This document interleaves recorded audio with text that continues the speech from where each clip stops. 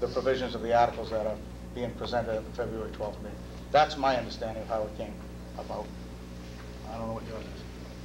Do you agree with that? Pretty much? Pretty much. Okay. No, all I know is that I saw the correspondence here that said that they were approached by representatives of the town. Maybe that was untrue. So maybe Mr. Alexander was under the misimpression that they were approached by representatives of the town that were in a position of authority to enter into some sort of a contract or agreement with them. And then it says that they've already expended $3,000, and we would be looking for an additional $3,000 to complete the work for town meeting. So I think at first blush. And as far as it not being sent to the town of North Reading, this is sent to the police station building committee, which is a standing committee of the community right now until this project is done. So it is the town of North Reading. And right now they don't have a budget, unfortunately. And they have not come, and again, the police station building committee to date, in the recent past, has not come to this board or the finance committee or anybody else looking for any funds to expend. I wholeheartedly agree with you, Mr. Chairman. What I'm trying to indicate is not a bill. It's simply a letter of notification to continue on with the project, and that's all I wanted to clarify. I'm not looking to, and again, I'm not looking to get into an argument over the thing, other than let's just get it resolved. Mr. Vino. Yes, if I could, Mr. Chairman.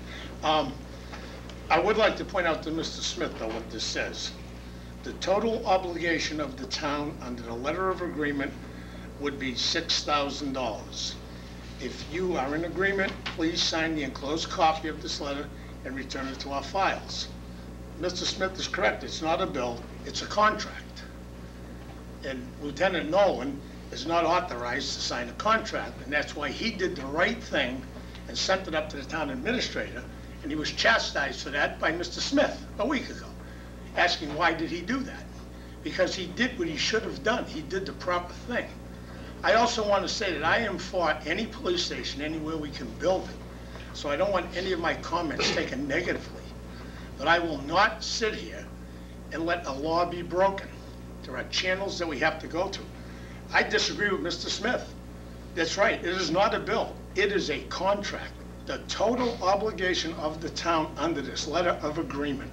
Now, I'm not an attorney, but if we have one out there sitting here, please tell me if I'm right or wrong. This would be a contract to spend, and we would owe them $6,000. Mr. Chairman, will you read the draft? Yeah, we haven't gotten that yet, Mr. Reitmeyer. The price goes down in the draft. If I can just respond to that for 1 second. Joe, I agree with you. I didn't chastise Eddie. I think he said, Eddie, did I chastise you for something? No. What was the answer? No or yes? Or? No. No. I didn't If say I may, you... Mr. Smith, at the meeting Saturday, you said you don't know why Lieutenant Nolan brought it to the town administrator. No, I You don't most think I certainly didn't. chastised anybody, Joe. But what I'm trying to point out is what should have been done after Eddie took the letter to the town. We should have simply said, there's no authorization to pay this bill, just simply send it back to the architect, and that would be the end of it. It didn't have to go through all this scrutinizing and finger pointing that I authorized some kind of a bill to be paid, because as you've already said, it's not even a bill. It's a contract. It's a contract, and if it's not signed, it's not a contract. Right. It's a proposal for a contract to be signed. What I'm saying, Joe, is if we had just come to a meeting, brought the thing to our attention, we could have been doing what we're doing tonight, just simply looking to see if we get the $5,000. If we didn't have it, you're going to have to send it back to the architect, and that's the end of it. But to point fingers at me and it would come out in the newspaper that I authorized this thing to be paid. I didn't say that never that. took place. I didn't say that. I didn't see your name in the paper. I didn't say that. Well, I guess it didn't take too many people. I didn't see your name. I didn't see anybody. But anyway. Mr. Chairman. Mr. Bagan first. Yeah, you know, we're here, and I believe that we said on Saturday, we want to know what was done. We know that. We want to know what we need to do to move forward, and we want to do that. Let's do it. Right. I mean, you know, everything should be behind us. Let's find out from the town administrator where we need to go to get this paid to move forward. If we can't, we can't.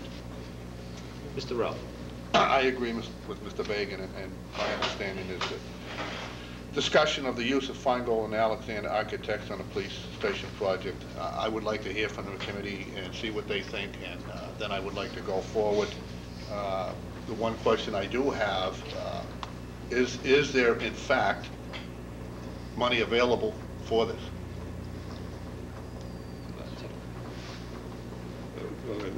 do you want your answer first, or do you want the chairman of the, Well, I'd like of the to know. police station if- building committee to be called I up? believe they're here for money, okay? So before they ask for it, I'd like to know Well, but if we have it to give it to First them. of all, they requested to be on the agenda for Monday, which is fine, they're on the agenda for Monday anyway.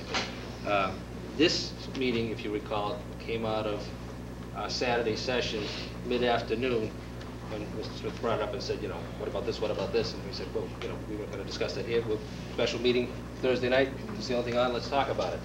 You know? And to me, it's more, I mean, there may be some money needed. Again, we haven't had a formal request yet from the police station building committee. Maybe we'll get that tonight. But I think what we have to talk about is process, procedures, and understanding proper channels and how things have to be handled, you know, going forward. Not just with this, but with any other project. I mean, this is a good lesson in how things can run awry a little bit when we have public interest groups out there starting to get involved in the town affairs when contractual obligations have to be made and certain rules and regulations, which the town is governed by, have to be met. And I think this is a case in point. That's also. But no contracts have been signed. I'd still. No, I understand it. I'd still like to get an answer to my question now, is in fact, I mean, George Dow is here, and Brad Jones, town administrator, is there money available? Tom, why don't you explain to us in relation to, I think the chairman of the finance committee and the finance director over the last few weeks have been culling over the books of the town and trying to determine what unused funds have been available and should be converted back to returned back to the general fund as free cash. And explain why don't you explain what Thank you, Mr. Chairman. Currently, we're working on a listing of a draft list up of capital items, some small capital items from going back as far as 1993, maybe 94, that the project has either been completed or came to, for some reason, a halt. So we're looking at those to convert possibly back to free cash. The $5,080 or so that is being mentioned in here is part of a 1994 capital item. And we do not do the same procedure now that we did in 94. We want to explain it. What you did in 1994 is when you made a motion for the capital budget, you made one large motion. X dollars from free cash, X dollars from bonding, X dollars from water revenue, and so forth. What we do now is that you do each item, you know, fire truck A, dump truck B, every item has to be voted on and approved as a motion. What that means in those cases we do currently is that we can identify how much is left in that account and whether we can close it out. Let's say there was $38,000 in for a dump truck and they've expended $36,000. Then you know the truck was paid for, there's $2,000 left, you can close out the account. What happened in 1994 is you had one omnibus article for capital, which covered a multitude of articles.